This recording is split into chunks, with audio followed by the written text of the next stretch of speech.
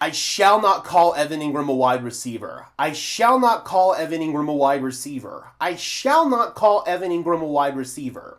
What's going on, Broncos country? Welcome to our next positional deep dive video for the Denver Broncos for the 2025 season. I'm your host, Gage Madrid. On this series, we go in depth on each position group, assess their strengths, assess their weaknesses, and determine how they're going to contribute to the roster in the upcoming season.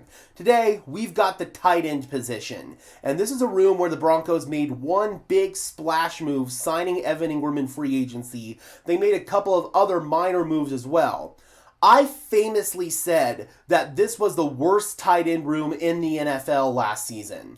Does that still ring true this year? We're going to answer that question at the end of this video, but before we get into things, guys, if you could just do me a big favor and smash the like button on this video, as well as subscribe to the channel, I would really appreciate it. Those are both free and easy ways to show your support. It helps tell YouTube's algorithm to push us out, and it helps us get seen by more and more members of Broncos country, just like you and me. And without further ado, guys, let's go ahead and get into this tight end room for the Denver Broncos, and we're going to start off with the big splash addition, and that is Evan Ingram. Ingram is a guy who signed with the Broncos on a 2-year, $23 million deal. He's hoping to become the joker for this offense, or at least that's what fans and media are saying. In reality, I'm not sure that's actually going to be the case.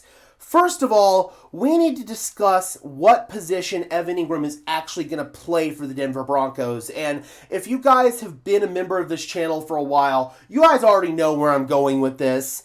Evan Ingram is not going to play super duper duper often at the inline wide tight end position where he puts his hand in the dirt at the end of the line of scrimmage. He's just not going to play that role too often. He only played in that role 39.7% of his snaps in Jacksonville, which was 27th out of 44 tight ends with a minimum of 30 targets last year.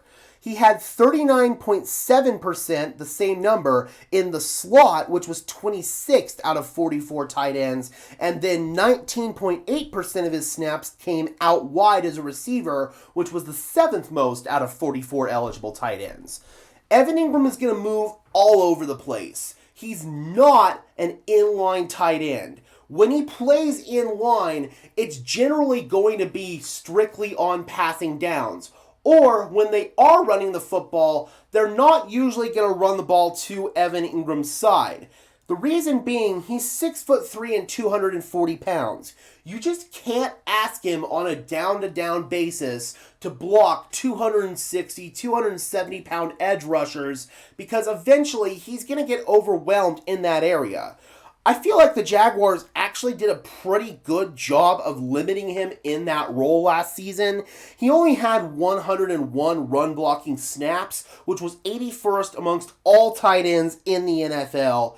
But he was effective when he was out there being asked to block in that limited role. He had a 70.3 PFF run blocking grade, third best with a minimum of 75 run blocking snaps, just one blown block in the run game, and then pass blocking was pretty solid too. 17 pass blocking snaps, again, extraordinarily limited, but only 0 pass blocks blown. So it's not like he's incompetent as a blocker. Maybe I've been kind of saying that a little bit too harshly. I feel like he can block. He's just not going to be asked to do it super duper often because of his smaller frame, and it's for that reason that he's just not your traditional inline tight end.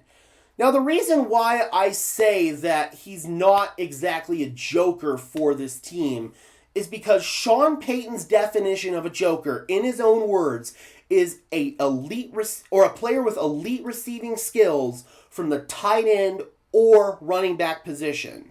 First of all, Ingram doesn't even really play tight end. He's more of a big slot receiver. A majority of his snaps either came in the slot or out wide. He's basically a wide receiver. And additionally, at this point in his career, and I know a lot of fans aren't going to like to hear this, I don't think that he has elite receiving skills anymore. You go over the numbers, and he was really inefficient. And that's even when you grade things on a curve, considering that he only played in 9 games last year with a hamstring and then a torn labrum. He had 47 receptions, 22nd amongst all tight ends. 365 yards, 33rd amongst tight ends. Just one touchdown, 41st amongst all tight ends. And this is the number that really concerns me, and it shows up on his tape. 7.8 yards per reception. That ranked 78th amongst all tight ends in the NFL. I'm concerned, man. I don't think that Ingram's athleticism and explosiveness is what it once was during his time with the Giants, or even his first couple of years in Jacksonville. It looked like he really did struggle in that area last year. How much of that was due to these lower body injuries? I don't know. Hopefully, he's going to come into Denver and he's going to be able to get over these injuries under the Broncos' enhanced strength and conditioning program. However, there's a chance that he doesn't, and there's a chance that this 7.8 yards per reception just continues to show up throughout the course of his tenure here in Denver. Also, people are saying that Evan Ingram is going to be an explosive playmaking threat for the Denver Broncos. He had just 2 receptions of over 20 yards last season, 44th amongst tight ends, and the same number as Adam Troutman. I'm sorry, Broncos country. I'm not going to sit here and say that Evan Ingram is an instant, incredible, immediate upgrade in this tight end room for the main reason he doesn't really play tight end, and also, last year the production was garbage. It really was. He had a drop last year, only one, not bad.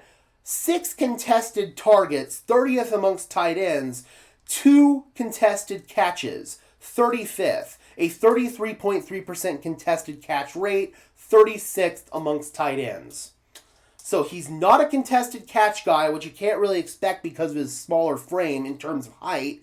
He's not a guy that's going to bring you elite receiving skills because at the end of the day, I'm just worried that his athleticism isn't what it once was.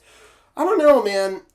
I wasn't high on this signing coming into things, and after doing this deep dive and really taking a look at the advanced numbers after already watching a ton of film on this guy, man, I'm concerned.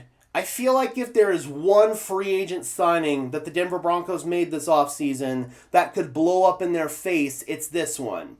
I understand why they made the move. They needed to upgrade the tight end room from a receiving perspective, and Evan Ingram was the best guy who was available to do that. But we're going to see if he's actually going to deliver the goods. I hope that I'm wrong.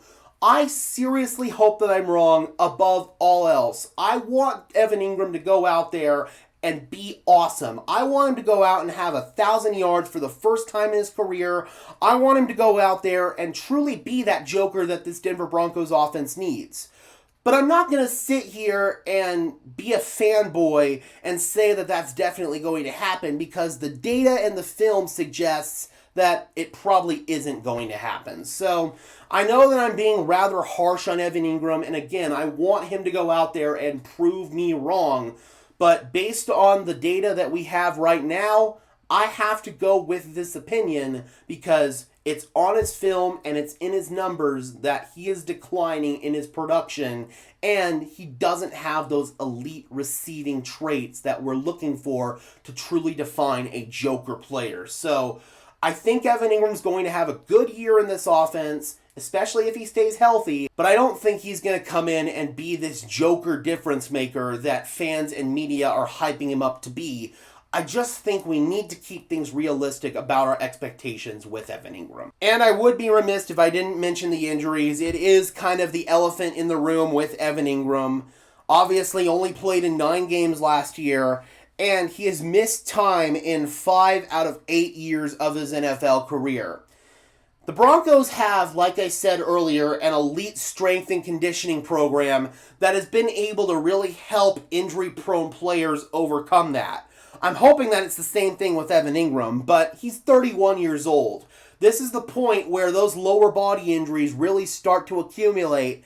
We'll see if the Broncos' strength and conditioning program is able to mitigate that, but sometimes injury-prone players are just injury-prone players.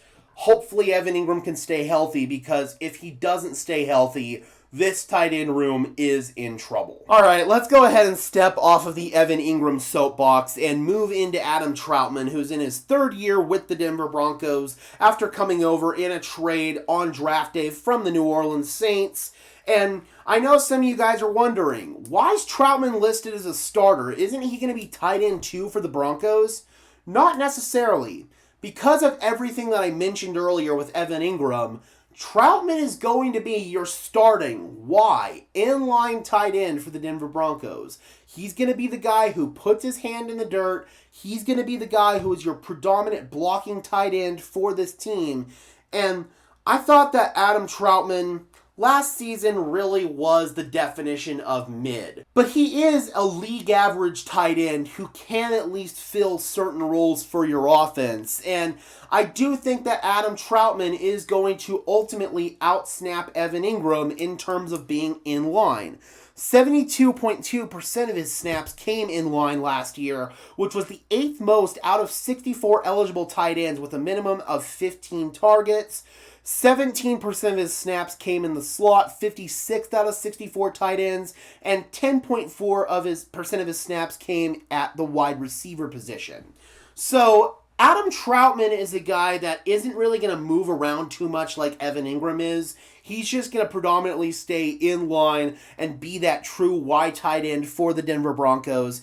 In the receiving game, 13 receptions for 188 yards and 2 touchdowns last year. 14.5 yards per reception, which is actually 4th best amongst all tight ends. I almost feel like maybe the Broncos could have gotten Adam Troutman a little bit more involved in the passing game last year, and they just didn't do it. He didn't have any drops, 2 contested targets, but didn't come down with either one of them. In run blocking, he had 284 snaps, which was 19th amongst tight ends. 57.1 PFF run blocking grade, 14th amongst 28 tight ends with a minimum of 250 run block snaps. Right, dead solid, dead average in the middle. 2 blow run blocks, a 0.8 blown run block percentage, not bad. 94 pass blocking snaps, 5 blown pass blocks, a 5.3 blown pass block percentage. So that's a little bit higher than you'd like it to be, but you could do a lot worse than Adam Troutman as your Y inline tight end, especially now that you have Evan Ingram to take some of the pressure off of him in the receiving game. I think that Adam Troutman is still going to be an effective player for the Denver Broncos. He may not be my favorite player. Literally, if you look up mid in the dictionary, you're going to find a picture of Adam Troutman there, but he's one of those hardworking, lunch pail type guys that you've got to have those kind of guys on your team. You just do. So as the guy who's going to be your dirty work inline run blocking tight end, I think he can fill that role rather well. However, I do think that Broncos country is sleeping on another guy in this tight end room, and that is Nate Atkins. He's going to be entering his 3rd year with the Broncos, and Nate Atkins is a guy who sneakily made some plays for this team last year. He had 14 receptions for 115 yards and 3 touchdowns, 8.2 yards per reception. 72% of his snaps came in line, 16.4 came in the slot, and 9.3 came out wide. So, again, more of an inline tight end, also a hybrid fullback for this team. Just 1 drop, 1 contested catch target, and he did come down with it. In run blocking, he had 236 run blocking snaps and a 66.2 PFF run blocking grade, which was actually 7th best amongst 49 tight ends with a minimum of 200 run block snaps. Just 3 blown run blocks, a 1.5 run block percentage blown, so really solid as a blocking tight end. I feel like if the Broncos need to run the ball, Nate Atkins could probably get a few more snaps as an inline run blocking tight end over Adam Troutman. I think on early downs, you're probably going to see the 2 tight end sets being Nate Atkins and Adam Troutman. And then if the Broncos want to get into 2 tight end sets, let's say on 3rd down, then I think it would probably be Evan Ingram and maybe Lucas Kroll if he's still a part of this team. Or if the Broncos go out and find another receiving tight end, maybe they'll insert him alongside Evan Ingram. I know that Noah Fant has been a popular name mentioned to potentially come back here to Denver. We'll see what happens there, but just in terms of being an inline guy, Nate Atkins, another one of those hardworking lunch pail type guys, and I'd argue he was more effective in that inline role at times than Adam Troutman was. So really excited about Nate Atkins. Now that you've got Evan Ingram to fill that big slot role, you could even have Nate Atkins as your inline tight end, and the Broncos would, just out of sheer desperation, they would put Adam Troutman in that slot role. Now you don't have to do that. So we'll see how Evan Ingram dictates these personnel groupings for the Broncos at tight end, but I think Nate Atkins is very much going to be a part of things next year. And speaking of Lucas Kroll, let's go ahead and talk about him. He is entering his third year with the Broncos, and he moved around a little bit more last year. He wasn't strictly an inline guy. He had 42.9% of his snaps in line, which was 32nd out of 58 tight ends with a minimum of 20 targets. 38.5% of his snaps came in the slot, 32nd out of 58 tight ends, and 16.9% of his snaps came out wide, which was 12th out of 58 tight ends. Lucas Kroll didn't offer too much in the receiving game last year, just 19 receptions for 152 yards, no touchdowns, 8.0 yards per reception, 74th amongst all tight ends, no drops, one contested target, no contested catches. Run blocking, he was okay, not terrible. 70 run blocking snaps, 54.7 PFF run blocking grade, which was 59th out of 93 eligible tight ends, minimum of 65 run block snaps, so slightly below average in that category. One blown run block, 9 pass blocking snaps, no blown pass blocks. So Lucas Kroll's fine. I don't know if he's going to make the team at this point because the Broncos have upgraded at the role that he was going to fill. So we'll see what happens with Kroll. Maybe he'll fight for a practice squad spot. I know that the Broncos regime, I know Sean Payton really likes him, so we'll see what happens with Kroll. He might have a chance to compete for a practice squad spot, but he's likely not making the active roster. So we'll see what happens with Lucas Kroll. I think if the Broncos do carry 4 tight ends, Caleb Lohner, being a draft pick, has the inside track. So I appreciate everything Kroll's done, but his time in Denver might be limited. And now moving into Caleb Lohner, he was a former basketball player at the University of Utah that the Denver Broncos drafted in the 7th round. Last season was his first season playing football. He played tight end and he had 4 catches for 4 touchdowns. He's a big dude, 6'7", 250 pounds. He played mostly as a contested catch guy at Utah, but he does have the frame to be a complete inline tight end if he can refine his receiving skills and refine his blocking. He's still learning how to play the position, but he's one of these raw, freakish athletes that you're just banking on the athletic traits that he has, that he can eventually translate them into being a full-blown football player. I don't know if he's going to be much of a contributor in the 2025 season. He's still got to learn this position, so I think that he's probably going to be more of an asset for 2026. I do think he's going to probably make the roster. We'll see, because if Lucas Kroll goes out there and impresses, then they might not be able to move on from him. You could probably get away with putting Lohner on waivers and then signing him to the practice squad. I don't think that any team out there is going to be too interested in claiming him off of waivers. So if you've got to stash him away on the practice squad, I think they could do that, but more realistically, I think he's got an inside track to make the active roster and just essentially treat this year as a red shirt year. He'll be on the inactive list for pretty much every single game as he learns how to play the tight end position. Finally, we've got Caden Prieskorn, who's got an interesting set of circumstances. He initially signed out of Ole Miss with the Detroit Lions as an undrafted free agent, but 3 days later he was waived. This was back in April. Then, in June, he has a minicamp tryout with the Broncos. They like what they see, so they sign him. He's 6'6" and 246 pounds. He had 27 catches for 401 yards and 3 touchdowns last year at Ole Miss, a 60.4 PFF run blocking grade, and a really putrid 35.1 PFF pass blocking grade. Prieskorn is mostly going to be competing for a practice squad spot. Unless he goes out and absolutely blows away the coaching staff, I think that he doesn't really have any opportunities to make the active 53-man roster. All right, so at the beginning of this video, I said we were going to answer if the Denver Broncos still have the worst tight end room in the NFL. After examining it, no, they don't. That award currently goes to the Miami Dolphins. Their best tight end is a washed-up Darren Waller who they just signed out of retirement.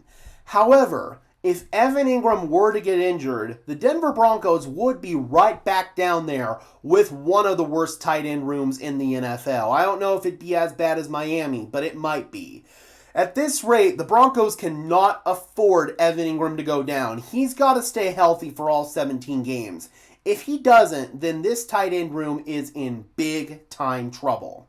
All right, Broncos country, let me know in the comments section below. How do you guys feel about the Denver Broncos tight end room, and how concerned are you about it in the event that Evan Ingram were to go down? Drop those comments down below, guys. I would love to hear your thoughts, as always. Be sure to leave a like on this video, as well as subscribe and ring the bell so these videos appear in your notification feed. I would really appreciate it, guys. Those are both free and easy ways to show your support. It helps tell YouTube's algorithm to push us out, and it helps us get seen by more and more members of Broncos country, just like you and me. If you guys want to go above and beyond in supporting the channel, please consider becoming a channel member today. It is not mandatory. You will still get the same awesome content that you are accustomed to here on the channel, but if you want to go above and beyond in helping support the production quality of these videos, here is how you can do that. And I know some of you guys were struggling to find where this join button was, so I thought I'd hop in and show you guys real quick. So we are on my channel's homepage right here. If you guys just look up Broncos Syndicate and go to my channel, it'll take you to this homepage right here.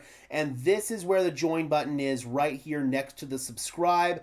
Let's just go ahead and click on a video real quick here. Consistency. And the join button is right here on the videos. Right next to my title, or right underneath my title, and right next to my channel name and subscriber count. That's how it looks on PC. And then on mobile, it's not focusing well, but you guys can see that white button right there. It says join. It's not focusing, but that white button that's underneath the title next to my channel name, that is where it will be on mobile. So that's where these buttons are located on PC and mobile.